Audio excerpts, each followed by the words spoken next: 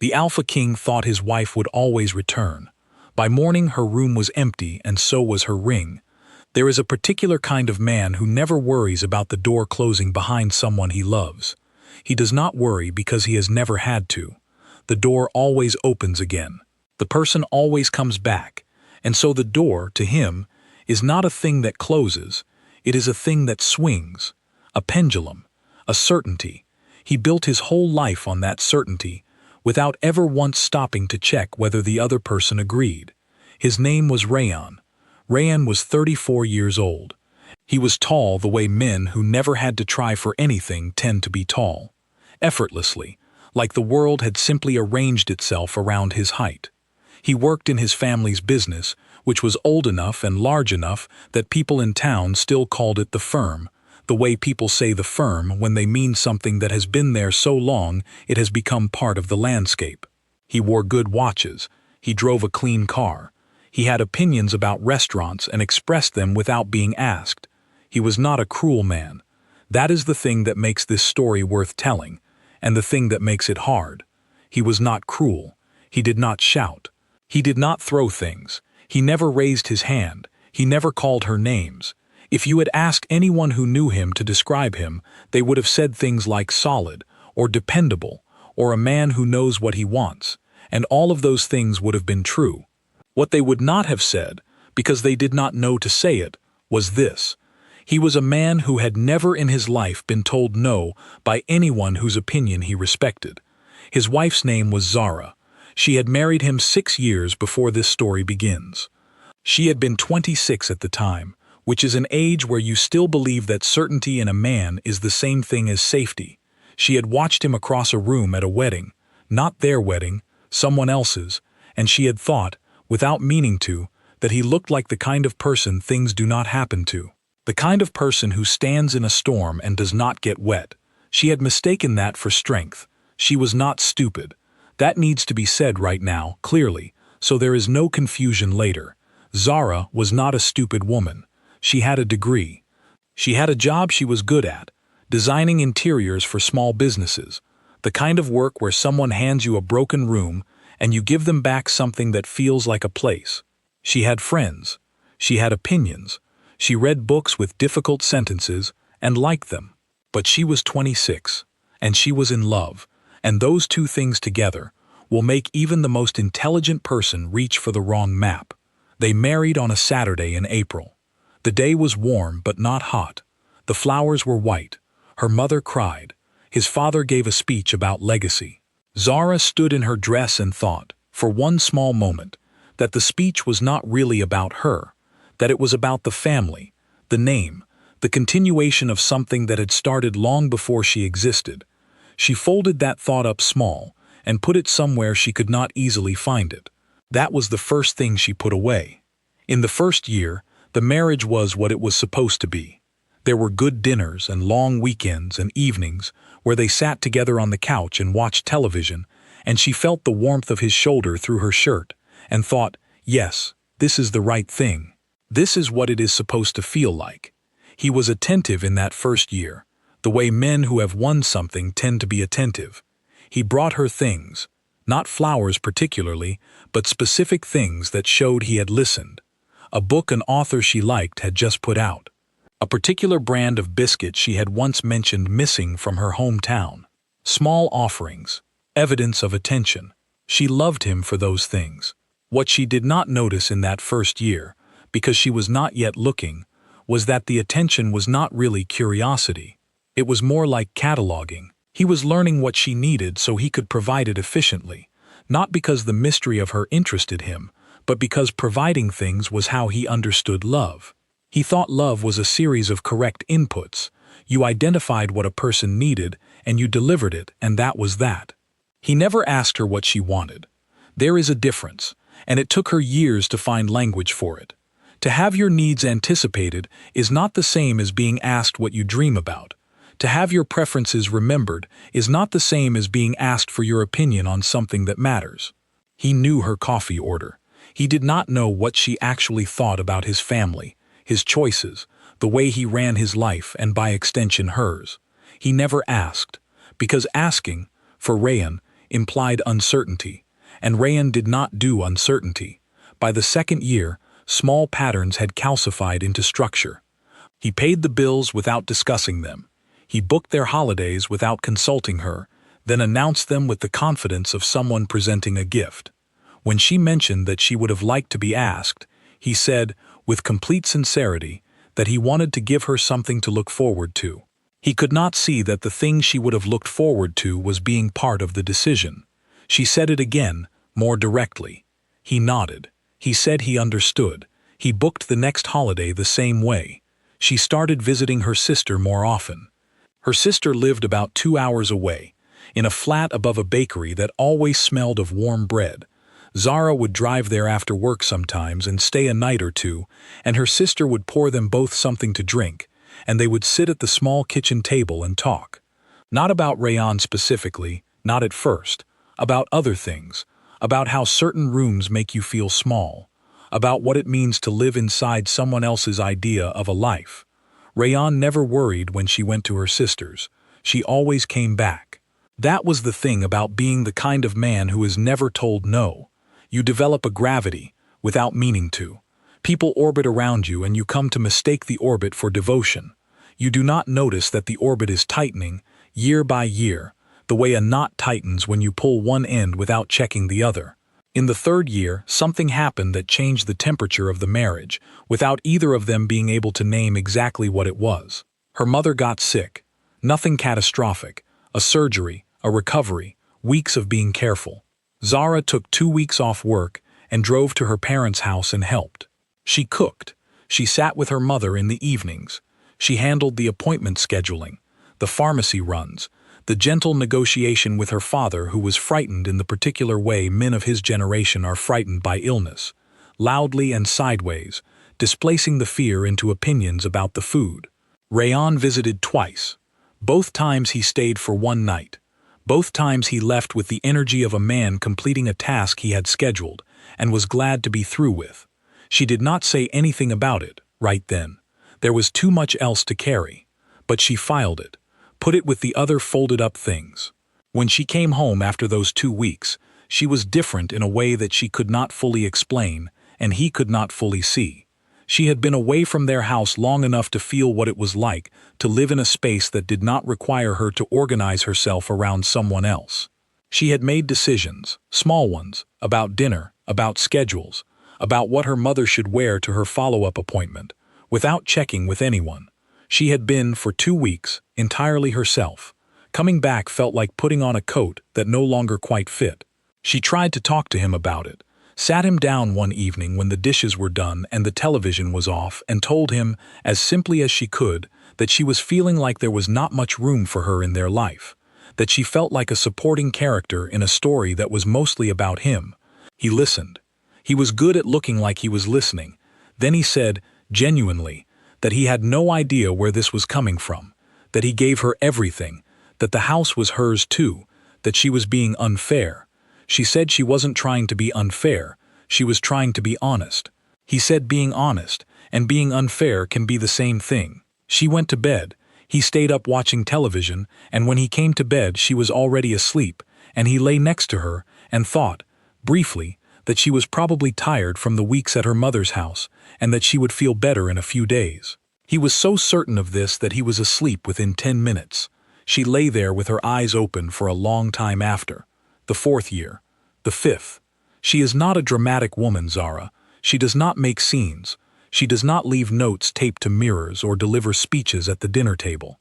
She is the kind of woman who tries things quietly, adjusting the approach, checking if this angle or that one gets through. She tried softness. She tried directness.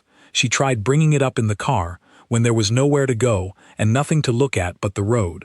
She tried writing it in a message, typing out what she felt and sending it so he could read it at his own pace, without her face in front of him to react to. He responded to the message by coming home and asking what was for dinner.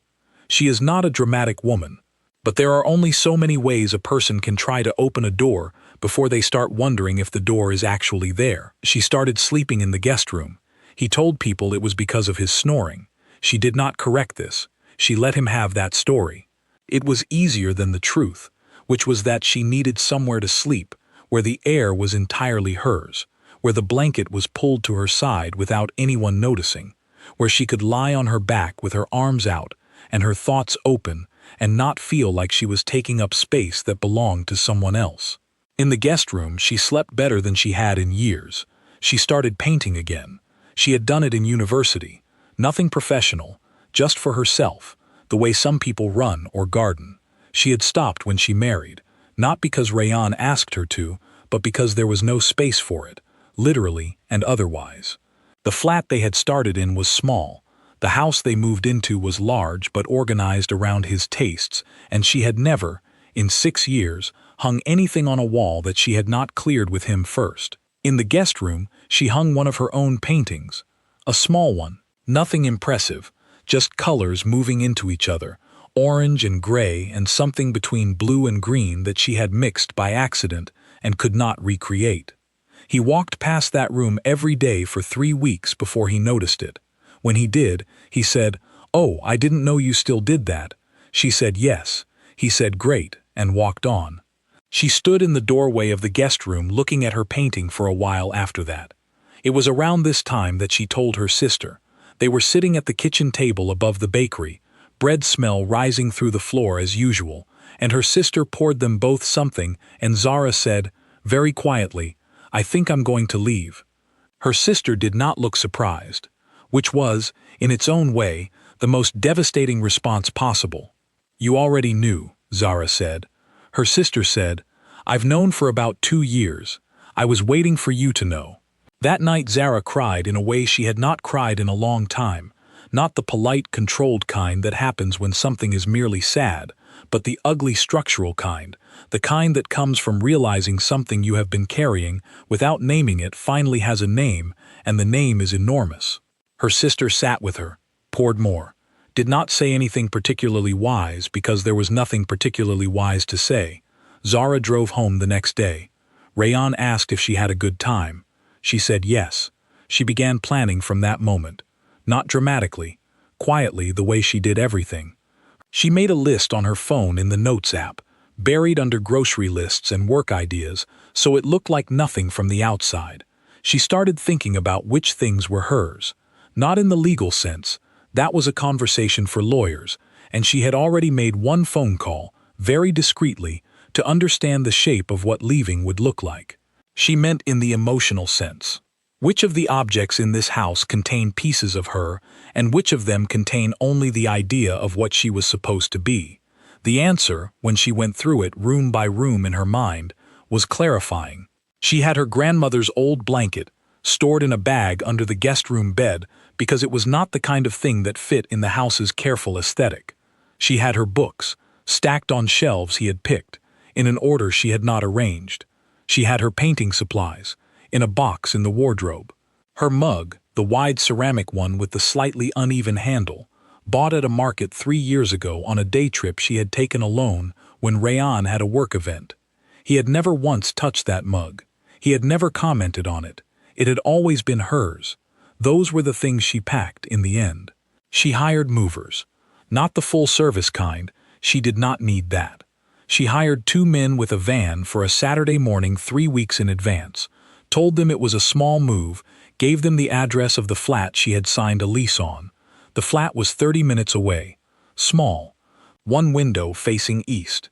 She had chosen it because of that window. She did not tell him. Not because she was trying to ambush him. That is not what this was. She had told him, in multiple languages, over multiple years. She had said it in the language of the message he did not read. She had said it in the language of the guest room, the painting, the nights she sat at the kitchen table after he had gone to bed and just sat there. She had said it in the language of every quiet moment where a person who was paying attention would have noticed something was wrong. He had not paid attention, so she stopped translating. In the 2 weeks before the movers came, she went through the house in a different way. Not with anger, with the particular kind of clear-eyed calm that comes on the other side of a very long grief. She touched things. She evaluated them. She said, without speaking, mine and not mine and neither of ours really, and just a thing that was here. Most of the house fell into that last category, just things that were there. She did not take the wedding photo from the hallway. She walked past it every day in those 2 weeks, and she looked at it, and she thought about the woman in that photo, 26, and standing in a dress, and believing that certainty was the same as safety, and she felt for that woman the specific tenderness you feel for someone who was trying their best with incomplete information. She left it. She did not take the crystal glasses his mother had given them, or the rug from the living room that she had actually chosen, but which had been in the house so long it had become furniture rather than a choice. She did not take the coffee machine, even though she used it more than he did, because buying a new coffee machine felt like the exact right size of fresh start, an affordable reinvention. The night before the movers came, she made dinner for the two of them. Rayan came home at his usual time, which was 7:30, give or take, depending on whether there was traffic or a call that ran long. She had made pasta. She set the table properly, with placemats, which they had stopped doing somewhere in year 3 when they started eating in front of the television as a default. He noticed the table. He said, "Oh, are we doing this properly tonight?" She said yes. They ate, they talked. About his day, there was some issue with a contract, a client who was being difficult, the usual. She listened, asked the right questions at the right moments, the way she had learned to do across 6 years of dinners, where the conversation was mostly about his work, and she had become fluent in it, the way you become fluent in a language you live inside, without ever meaning to. He did not ask about her day. She did not offer it. After dinner, she washed up. He went and sat in the living room with his phone. She dried the plates one by one and put them away in the cupboard, and then she stood in the kitchen for a moment in the particular silence of a person saying goodbye to a room. She went to the guest room. She lay in the bed that had been hers for 3 months, and she did not feel afraid. She had expected to feel afraid, had braced herself for it, the chest-tightening kind of dread that precedes a large change. But what she felt instead was something closer to stillness, the kind that comes not from peace, but from absolute resolution. She set an alarm for 6 in the morning. The movers were coming at 7. She slept. The movers were young. 2 brothers, it turned out, who did this work on weekends while one of them finished a degree in something she did not catch because she was already moving efficiently through the house, directing, carrying her own boxes out in parallel because she had always found it easier to do things than to watch other people do them. It took 3 hours. Rayan was still asleep for the first 2. This was a Saturday. He always slept until 9 on Saturdays. She had known this. She had planned around it, not to avoid him. She was not running away in the middle of the night. She was leaving on a Saturday morning in broad daylight, but because she did not want the practical business of carrying boxes to become a scene. She did not want to negotiate. She did not want him to stand in the doorway of a room she was packing and say things she would then have to respond to. She wanted to be done and gone before the conversation started. She was not done before he woke up. He came downstairs at 8:45, which was earlier than usual, in the way that some part of him must have registered something without understanding what it had registered. He was in the t-shirt and shorts he slept in. He stood in the kitchen doorway and looked at her in her coat, holding her box of painting supplies, and the front door open, and one of the brothers carrying a lampstand out toward the van, and his face did a thing she had never quite seen it do before. It went very still, not blank, still, like something inside him was processing information and had paused everything else to do it. She put the box down on the kitchen counter. She turned to face him fully. She had decided, months ago, that she would not do this by letter, or by message, or by disappearing before he could see her. That was not who she was. She had earned the right to be looked at while she did this. She said, "I'm leaving today. I have a flat. The lease started last week. I should have done this a while ago, and I'm sorry it took me this long." He stared. She waited. He said, "What?" She said, "I know this feels like it's coming without warning. It isn't. I've been trying to tell you for years. I know you don't see it that way, but I have been trying." He said, You're being serious." She said yes. He looked around the kitchen, at the bare counter where her mug had been, at the wall where her coat always hung, which was bare. He was putting it together piece by piece, and she could see him doing it, could see the moment each piece landed. He said, "Where are you going?" She gave him the address. Not because she owed it to him, but because she was not hiding.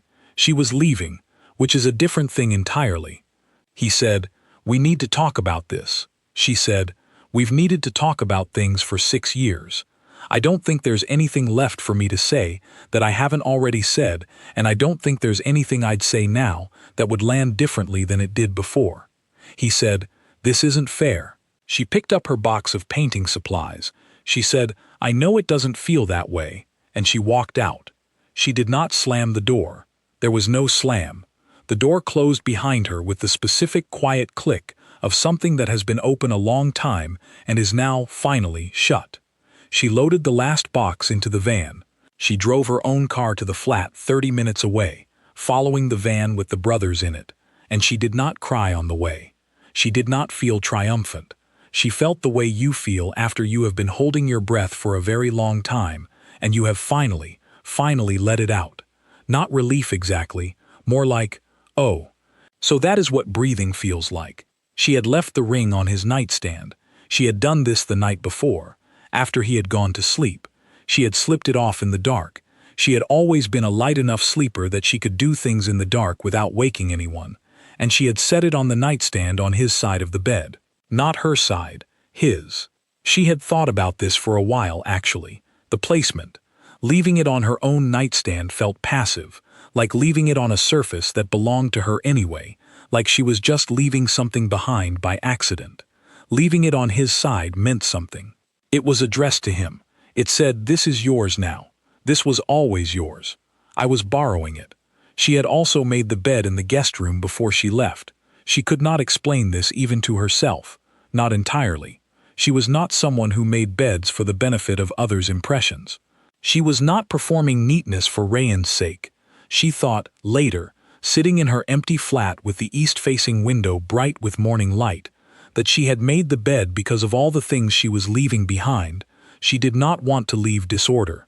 She had lived in his order for 6 years. She was not going to leave chaos in exchange. It was something she did for herself. The flat was very small. This is not a complaint. It is an observation made with the specific fondness you feel for a place that is entirely yours. The kitchen was narrow enough that you had to turn sideways to open the oven. The bathroom had a window that did not quite close all the way, which let in a thin line of outside air even in winter. The bedroom was just large enough for a bed and a small chest of drawers, and the painting she had taken off the guest room wall, which she propped against the baseboard because she had not yet bought hooks. She sat on the floor of the empty flat with her boxes around her and a cup of tea that she had made in the coffeeless kitchen on a small electric kettle she had bought the week before, specifically for this day, and she looked at the east window, and she thought about nothing for a while. Just sat. Just breathed. Rayan found the ring at 9:15. He had gone to the guest room first, to confirm what he already knew. The room was made. Bed tight, pillows aligned, blanket pulled smooth. The painting on the wall was gone, leaving a small square of slightly different paint color where it had been, like a ghost of a thing that was there and is not anymore. He stood in the doorway for a long time. Then he went to his own room and saw the ring. He sat on the edge of the bed. He sat there for a long time. He called her phone at 9:23. She did not answer. He called again at 9:40 and again at 10 past 10. She did not answer any of these calls, not because she was ignoring him with anger, but because she had nothing to say that she had not already said, and the sound of his voice, right now, in this early morning of her new life, felt like something she needed to keep at a distance until she had found her footing. At 10:30, she sent a message. One line. She wrote, "I'll talk when I'm ready. Please give me time." He stared at the message for a long time. He did not understand. That is important, and it needs to be said without cruelty, because it is true. Rayan genuinely did not understand how a woman could leave a house she was not unhappy in. In his mind, unhappiness looked a specific way. It was loud, or it was weeping, or it was door slamming, or it was accusations delivered in the heat of an argument. He had categorized the quiet. The years of quiet had registered in him as peace. He had not known how to read the kind of unhappiness that manages itself, that folds itself up, that gets into the car and drives to a sister's house, and comes back and sets the table and goes to bed. He thought he knew her. He knew what she ordered at restaurants. He knew the way she tucked her feet under her on the sofa. He knew she was not a morning person and that she needed 2 cups of tea before she would talk about anything complicated. He knew her coffee order and her sister's name and her favorite film and the book she had been trying to finish for 6 months because she kept starting it and finding herself too tired. He did not know that she had been too tired for years. He did not know that she had told her sister 2 years ago. He found out about the sister 2 days later, when he drove there. He had not called ahead. He parked outside the bakery and went up the stairs and knocked. And Zara's sister opened the door and she looked at him and her face did not open. It stayed as it was, composed, unsurprised. He said, "I need to talk to her." The sister said, "She's not here." He said, "I know she's not here. I meant, I need to understand. Can you help me understand?" The sister was quiet for a moment. She was not unkind by nature. But she had sat at that small kitchen table for 2 years and listened, and she had her own understanding of things that was not going to be undone by his confusion. She said, "She told me she was going to leave a long time ago. You were the only person who didn't know." He stood there. She said, "That's not me being harsh. That's just what happened."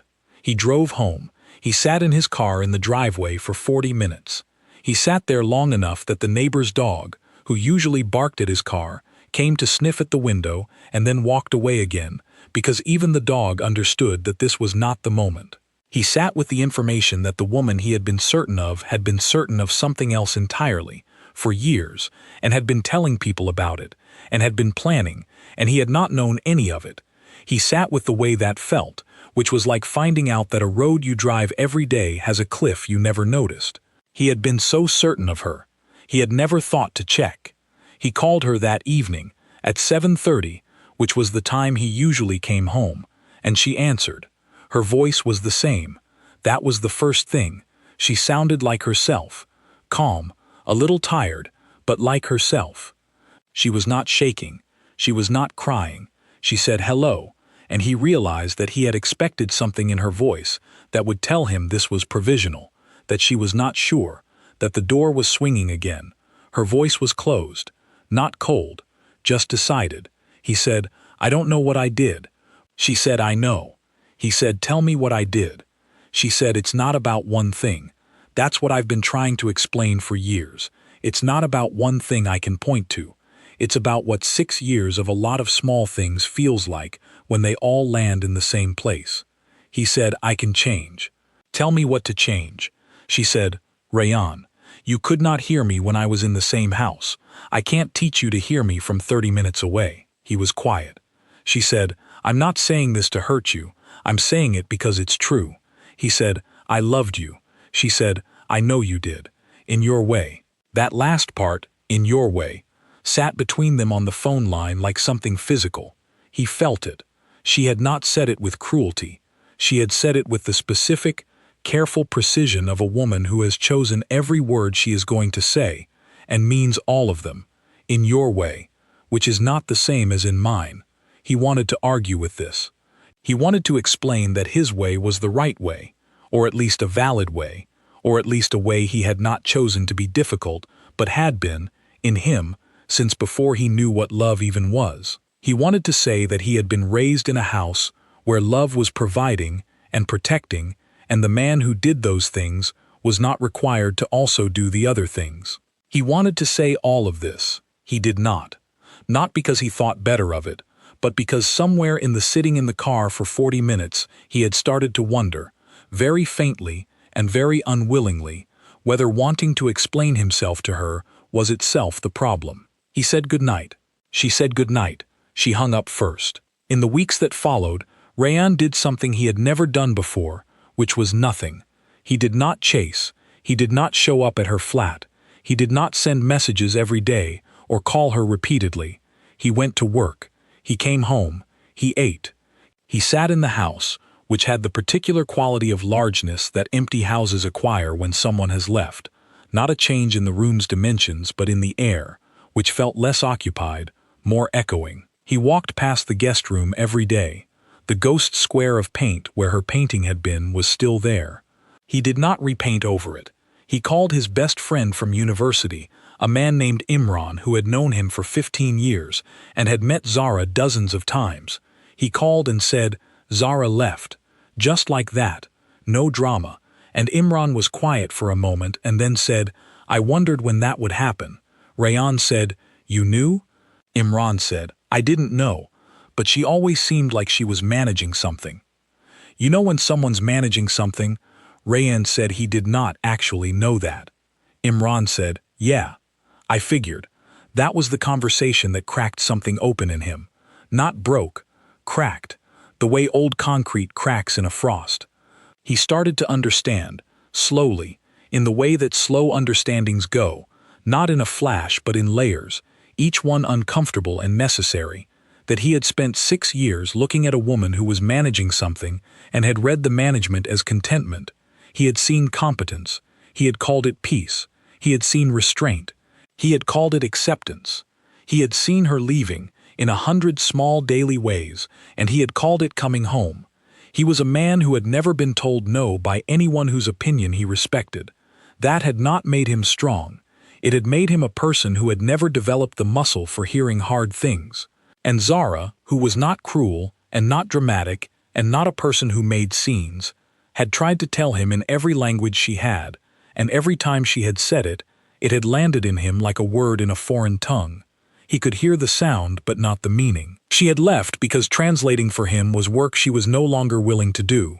He understood this finally, sitting in the empty house on a Tuesday evening with no particular reason to be sitting there except that he had nowhere else to go and the house was his, and felt, somehow, less like a home than it ever had when she was in it, being unhappy.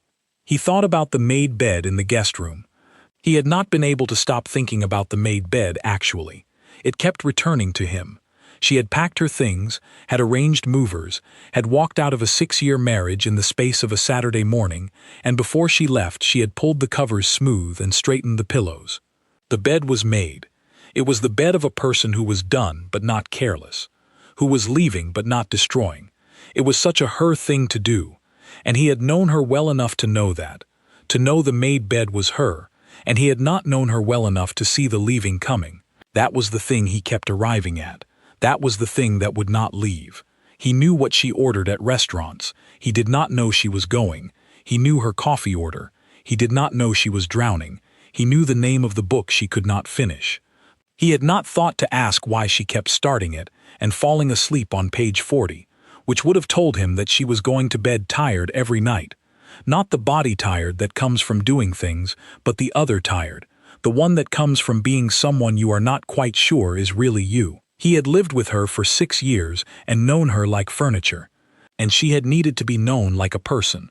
This is not a redemption story, not in the tidy sense, not in the sense where the realization turns into action, and the action turns into a changed man, and the changed man goes and finds the woman, and says the right thing, and she comes back and the door swings open again. Life does not work that way, or at least this life did not. He did not go to her. He thought about going to her, in the way you think about things when you know it is too late, and the thinking is more about understanding than about changing the outcome. He thought about what he would say. He thought about how it would land. He thought about her voice on the phone. Closed, not cold, just decided. And he knew that showing up at her flat, with his realizations in his hands like an offering, would not be the gift he needed it to be. Some things you understand too late to do anything about, except carry them forward into the next version of yourself, and hope that version is better. He left her alone. She, in her flat above nothing in particular, on a street that smelled of wet leaves in the morning and car exhaust in the afternoon, was building something out of the pieces of herself she had packed and brought with her. It was small, the building, not grand. She was not building a monument to leaving him or to freedom in the abstract sense that people sometimes celebrate when someone walks away from something hard. She was building something more ordinary than that. She bought a coffee machine, a small one, cheap, that made 1 cup at a time. She put it on the counter by the east-facing window so that in the morning she could stand there with her cup and watch the light come in and not have to talk to anyone or be anything in particular. She hemmed the curtains eventually, then undid the hem, then let them hang long again and decided she liked them that way. She put up hooks for her painting, then for her grandmother's blanket, which she draped over the hook in a way that was not how you're supposed to hang a blanket, but which looked exactly like her. She painted. Bad paintings. Her own. She put them up on the wall and they were garish and uneven, and she liked them the way you like things that came out of you without anyone else's permission. She went back to her sister's kitchen table on weekends sometimes, and they drank something and talked, and the thing they talked about was not Rayon, mostly, because there was not much left to say about him. They talked about other things. Plans. What her sister was thinking about for next year. What Zara was thinking about for her work, a larger project she had been offered, the kind that would require more of her than she had previously given, because previously she had always held some of herself in reserve. She stopped holding things in reserve. This is not a tidy ending, because real things do not have tidy endings. He did not become a different man overnight. She did not arrive at the flat and find it immediately felt like home. The legal part of the leaving took months, and was sometimes exhausting, and they communicated through lawyers for a while, and through careful, brief messages for a while after that. It was not simple, but it was right. And the rightness of it was not the explosive, dramatic, triumphant rightness that stories sometimes give you when someone walks away from the wrong thing. It was quieter than that, more like a body returning to its own temperature after a long fever, more like sleeping without your arm pressed to your side, feeling the space, feeling the naturalness of the space. She woke up one morning in her flat, the east window doing its thing, the cheap curtain hanging long and unhemmed, the coffee machine waiting, and she lay there for a moment, before getting up, and she noticed that she was not organizing herself around anything. She was just there. She was just a person lying in a bed in a room that smelled like her paint, and her grandmother's blanket, with the light coming through the window, and nothing required of her by the air in the room. She got up. She made coffee.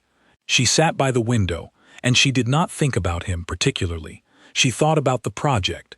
She thought about whether she needed to buy new brushes. She thought about calling her mother that evening, just to talk, just to hear her voice. Outside, the world was doing what it does, running and honking and opening shops and walking dogs and carrying bags and being entirely indifferent to whether she had made the right choice or the hard choice or both at once. She had made her choice. The ring was on his nightstand, still, probably, though she had not been back to see. Her room was empty, and from that emptiness she was building something she could finally, honestly, call hers. Some of the things we carry for a long time, we carry because we are strong. Some of them, we carry because we have forgotten that we can put them down. The difference only becomes clear on the morning you finally set them on the floor and realize your arms were never meant to hold that weight. They were meant for something else entirely. The hard part is not walking out the door. The hard part is realizing, standing in a new room, with the light coming through a new window, that you should have always been this light.